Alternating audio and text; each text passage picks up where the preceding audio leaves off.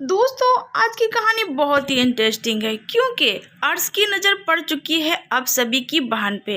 अब वो उस पर डोरी डालने की कोशिश करेंगे क्योंकि अर्श तो जानते हैं नई नई लड़कियों को फंसाना उसकी आदत है। दोस्तों, आप देख रहे हो स्टार प्लस सीरियल गुम है किसी के प्यार में।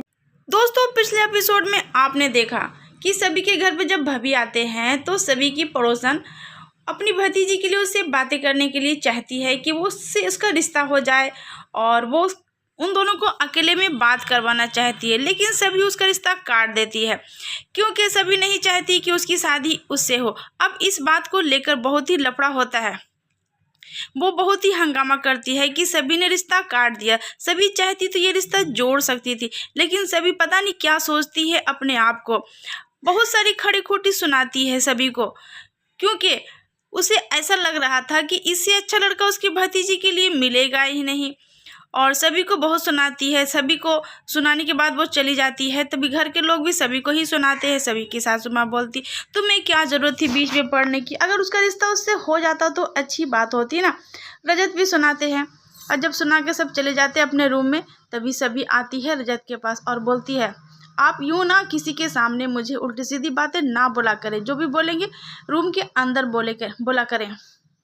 तभी रजत बोलते हैं, मैंने ऐसा क्या बोल दिया, तुम क्यों किसी के बीच में टांग अड़ाती हो, तुम्हें मना किया ना तुम किसी के बीच में मत बोला करो, ले दे के तुम फंस जाती हो बोलकर, आज भला करने जाती हो बुरा हो ही जाता है तुम्हारे साथ।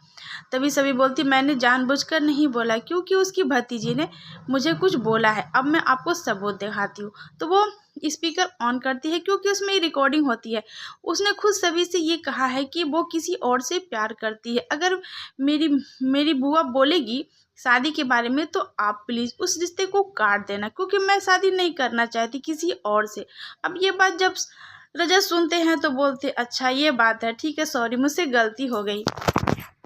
इधर भाभी पता लगाने की कोशिश करते हैं कि उसकी पार्टी में डांसर किसने भेजा क्योंकि अर्श ने बोला है कि रजत ने भेजा और रजत ने बोला मैं ये सब काम नहीं करता, मुझे ये सब पसंद नहीं, मैं क्यों भेजूंगा, क्योंकि अर्श ही नहीं भेजा था डांसर को भाभी के पार्टी में। अब इस बात की तय तक भाभी जाने की कोशिश करते हैं और फ़ोन करते हैं अर्श को और बोलते हैं कि मुझे रंगीन रातें के लिए एक लड़की की ज़रूरत है। तभी वहाँ पे इनकार कर देते हैं। अर्श बोलते हैं, सॉरी मैं आपकी इस मामले में कोई मदद नहीं कर सकता, क्योंकि बहुत ही चालाक है वो, अर्श फंसना नहीं चाहते।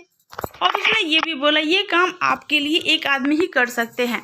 तो बोलते हैं भाभी कौन है वो, तो बोलते हैं ये रजत है, क्योंकि रजत ही कर सकते, एक से शादी करके छोड़ देते हैं, दूसरी की शादी, दूसरी जो बीवी है उसकी सिर्फ नाम की है, वो आया बनकर रहती है, उसे उन दोनों के बीच में मियाँ बीवी का कोई रिलेशनशिप है ही नहीं।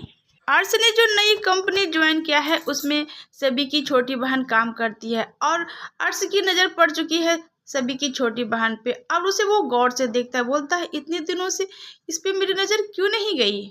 वहाँ पे जिगर भी बैठे होते, बोलते अरे भाई ये तो रजत की साली है, इस पे क्यों डोरे डाल रहे हो। तभी अर्श बोलते अरे यार लड़की तो है ना, लड़की पे भी डोरे डाल रहा हो।